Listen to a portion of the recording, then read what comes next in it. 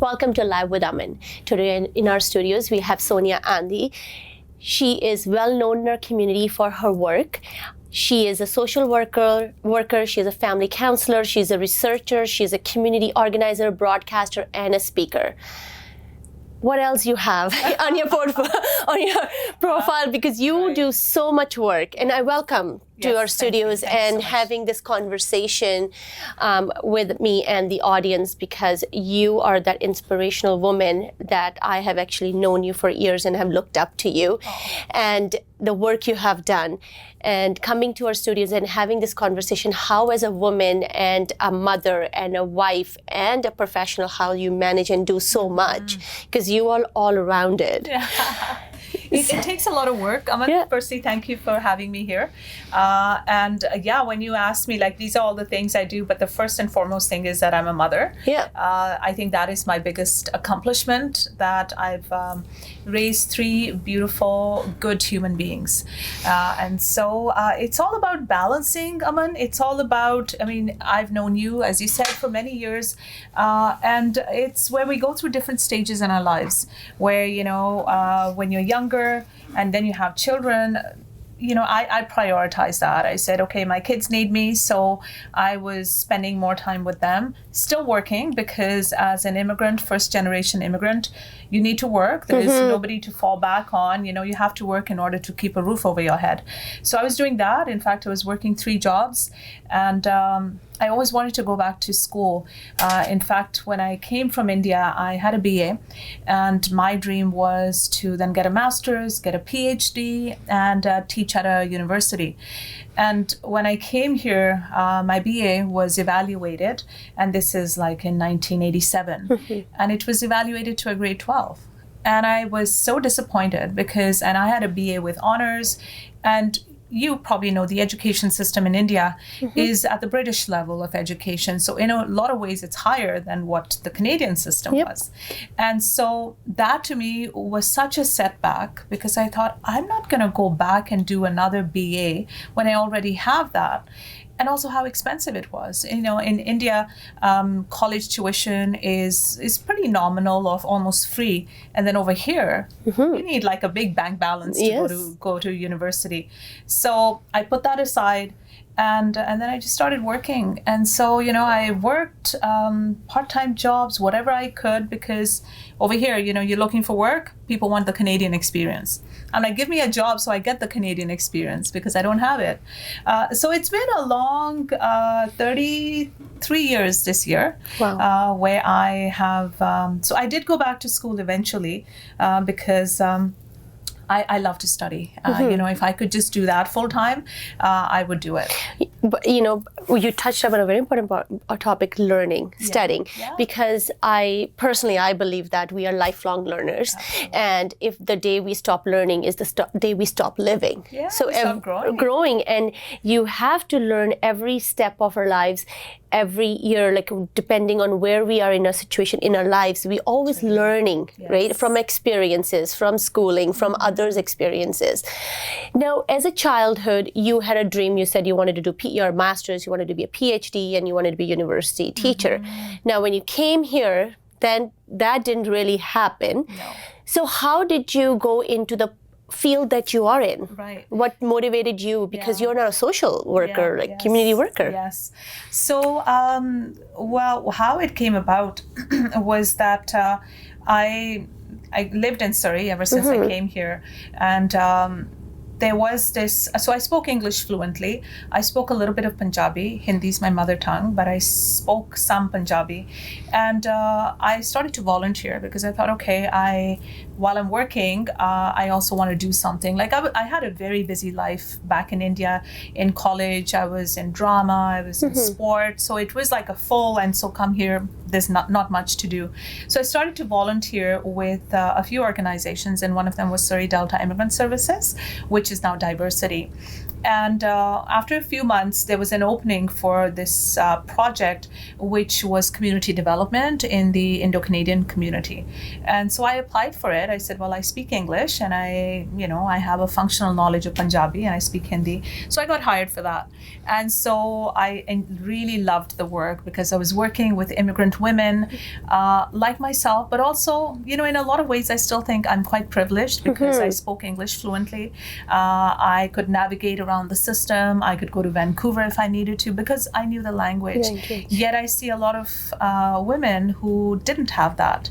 And I also have a very supportive partner. So, he just gave me all the freedom, like, do what you want to do. So I would see the challenges that a lot of women were facing.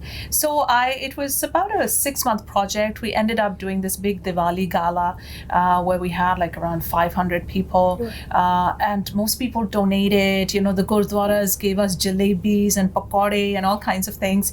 And I fell in love with the work. I was like, my goodness, like I'm actually getting paid for this. Like I would do this for free.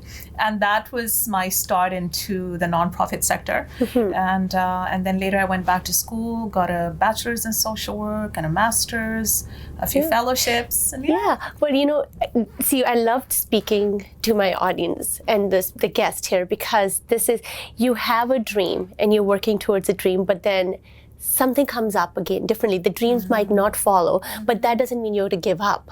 Because there is something else that can come through and you have to just look at that opportunity and take it. And you just did that because you took another opportunity, social work, because of the volunteer work you did. Totally changed your career, totally changed your a childhood dream. That's right. Right? That's and then you got involved into community services, community work, social work, and a broadcaster. You had your own show, Rim Tim. And I was speaking with you, and it's not there anymore. So broadcasting, I used to, when I was in school, in fact, I was in a lot of debating competitions. And then we were invited to go on All India Radio in Shimla. That's where I grew up. And so I did that, and I, again, loved it. And one of the producers there said, do you want to host a show, like a youth show? And I'm like, yeah, I'd love to. So I started doing Yuvani there, and I would play, Western music. So I'd borrow, LPs, the big records from, my friends and whoever. And so I would have a Sunday Yuvani show. So I've done broadcasting ever since, I was in my teens. So that was like one of my other loves. And then, of course, when I came here and I would be listening to Rim Jim, I'm like, oh my goodness, like I want to work here. And then Sushma ji is such a great role model, great mentor. So I started working there. And then, of course, over the years, after I had kids and they grew up, I was working on Saturdays. Every Saturday, I loved the show. I loved engaging with people, like all the calls I'd get. And I'd do all these polls on, the Canucks and all kinds of things. And then I realized, because my husband, he would take the kids for soccer Saturday and Sunday. And I'd hear about all these amazing things like, oh yeah, Meha scored a goal and Sam was amazing and Tushar did. And I was thinking, I'm missing out on this. Where on Sundays I would go watch the games, but Saturdays I would miss their games. So I thought, you know what, I need to take a break. I can go back to radio anytime. I can go back to anything else. But my kids' childhood, that's not going to be there. I can't go back to that. So I decided to take a break, and I said, okay, I want to enjoy my kids, and they love it. Mom, are you coming for my game? And they'd be so excited. And I've never regretted that. And this is again when you said you had to step back from, so that you don't miss out on the childhood games, because work will always be there. Absolutely. Like you will always have work, like there will be always opportunities, but the children will be that age one time. And I think today's generation, today's parents, sometimes they're so caught up into working and making money that they can give that future to the kids. They forget to give that time. And that when you do not give the time to the children, and that's when the children are lost and they go into the different bad habits that we are always worried about.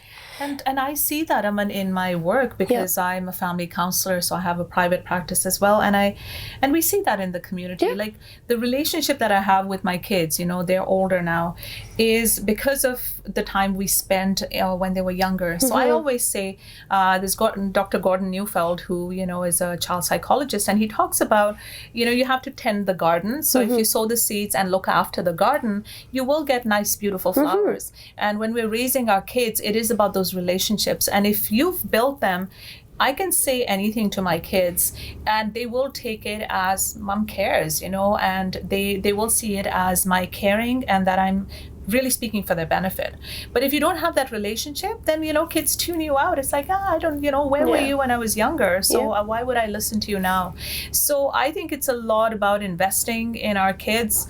And I really think that is the most important investment we can make.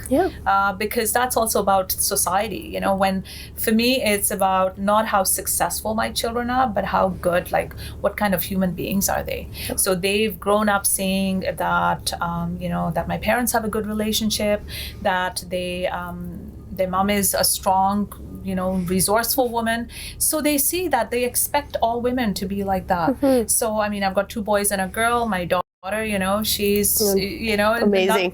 Nothing stops her. And my sons are just, just beautiful, great, lovely human beings. So, and I think that's, at the end of the day, I think that's what matters.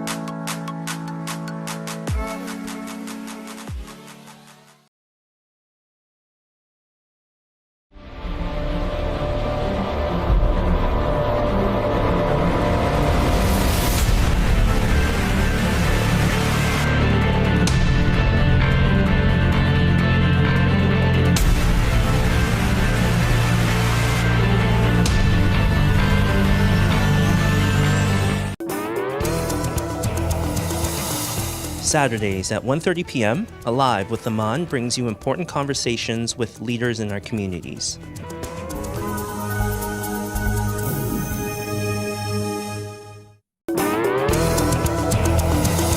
Fridays at 8:30 p.m., join Rasta Mike for a look at African and Caribbean culture through music and community events, presented in English.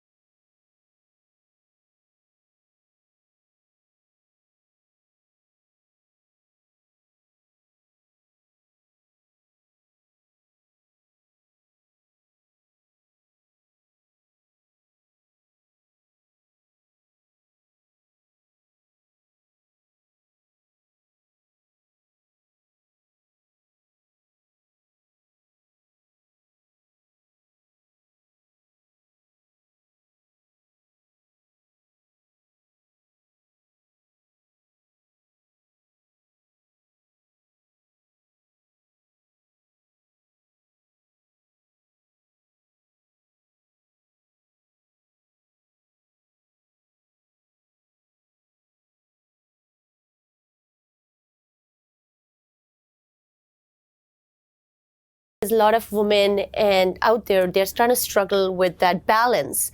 They have to work because they really have to provide. Exactly. But then how do they balance that? Because the kids, father's working, mother's working, and the children are taking care of the grandparents, that's fine. But pick a day in a week there you can be together to spend that time with the children. And it's not about always talking about discipline and talking about you work so hard to take care of your children. Like they don't need to hear that. But you just need to spend time to, how was your day? Absolutely. Like, they sit in the car, you pick them up after school, ask, how was your day? Yeah. What happened at school? Just asking that little question where the child feel like, oh, my parent asked. Those were the best memories where so I chose to get flexible work. I mean, there's a lot of work opportunities I gave up on as well because I needed something that was flexible so that I could drop off the kids. I could pick them up after school, take them for the after school activities. And so the best memories that we have is after school, I'd pick them up and then, we'd pick up, some food. And then we'd usually sit at a park right close to our house and just talk about the day, especially if it was a sunny day, we'd be sitting there and it would take, half an hour? Yeah. And then my day would get longer, my work day. But those memories, like we still talk about, oh, Mom, do you remember the time this happened? Yeah. And I just think, and each time, psychologically, each time we think of a happy memory, we feel good, we sit taller and, we have a shine in our eyes. And I think that's just so important for all of us as human beings. So I hear you, because not everyone has that ability. Not everyone has, the luxury of saying, okay, I'm going to work part-time. Like sometimes, there's bills to pay. Yeah. But even something as simple as sitting down for dinner. Yes. Like, because the kids were in soccer, they'd have late practices. So, but we'd all wait to have dinner. So sometimes it would be 9:30. Yeah. It's like, no, we're going to eat dinner together. Yeah, it's so important. Even if you're living in a joint family, just having one meal a week, even get together, sit down on a table and have it all, everybody have it together. Absolutely. Not that the mother's in the kitchen cooking and the father and the grandparents are eating and the kids are eating, but no, mom has to be a big part of it eating too. Totally. So that conversations on the table are one of the most memorable, because I do remember that as a child when my parents I was growing up, and that's what I do with the children. Talking the best time, even working full time, picking them after school, that 10 minutes I have in the car with them are the best conversations. Yes, absolutely. Yeah. And now we have, going to the nest, that you are such a motivated social worker and you do so much work in the community, and you have extensive experience in the community work. You have started the foundation, the Shakti Awards, and it's coming up. Yes. Yes. And tell me a little bit about the audience. How did that idea came for? So since I started working in nonprofits, I then was working at a couple of transition houses. And so transition houses are when women are abused and a lot of times they have nowhere to go. They can go to a transition house and stay there for 30 days for free with their children. And so when I was doing that work, I would see, a lot of women from all backgrounds that would come there, and they would, struggle, but also pull their lives together in a lot of ways. In the same time, in the late 1990s, there were a lot of cases where women, especially South Asian, Indo-Canadian women, in the media, you'd hear, there were murders, there were, vicious beatings. You probably, I don't know if you were here then, but there was a Vernon massacre where, a young man, he went and he killed his wife and her family who were preparing for a wedding, and she'd left him. So, it wasn't even a relationship that was still happening. So what was happening in the media was a lot of these stories about, the poor Indian women and how, how bad the culture is and how bad the community is. And I wanted to showcase the strong, resilient women, the women who display their Shakti. Like, yes, they have faced a lot of adversity, but they're coming up, they're resilient, and they're raising their families, and they're becoming successful. So I wanted to showcase those success stories and not just, the sad stories. So what does Shakti means? Because this is a multicultural show and everybody's watching who doesn't speak. So there's a meaning of Shakti. Absolutely. So Shakti the literal meaning of Shakti is strength. That's right. And there's a spiritual meaning. So Shakti is the mother goddess who takes on different forms. So, she will take on the form of Kali to fight evil. She will take on the form of Lakshmi to give wealth. She will take on the form of Saraswati to impart knowledge. So there's, in India, in Hinduism especially, we have a billion gods, and sometimes we just laugh about, there's one god for every Hindu out there. Yeah. But it really is about, the goddess and this energy, this female energy that's in everyone, not just in women, but in men too, this energy of creativity. Yeah. And that's what Shakti means. And we all have that. The inner strength. Exactly. That just comes out when you need it. Exactly. And what we say, one of our slogans is awaken the power within. So, and then when we do the Shakti Awards, we say celebrate the power within. Yes. Because we all have that. So that's how Shakti Awards came about, where, I started to give awards. And for me, it was also about honoring the everyday woman. There's women that are successful, that have worked hard, and some of them have had it come easier to them. So for me, it wasn't about, again, recognizing the names that are already there, but the unknown names, the ones who people don't necessarily know about, and their stories. Like, you got the Shakti Award last year, and it was where, not everybody knows your story because you're not there in the headlines, but we need to profile women like you, because it's easier for us to relate to somebody like you who is an everyday woman who's working hard, who has faced her own challenges, and now look where she is. So it's more relatable. And that was something that I really wanted to stick to, was that yes. And now we actually do the Shakti Awards of Excellence. So these are some women that are already very recognized, but we also have the Shakti Awards, which are just for anyone can nominate somebody that they admire, respect. We get a lot of men, boys nominating their moms because they see their mom's Shakti, and it's just so amazing every year to just read the nominations. So the Shakti Awards are coming up, and the nominations are open right now. So February 23rd is when they close, and then the award recipients will be announced on the 25th of February. And then the awards are on March 7th.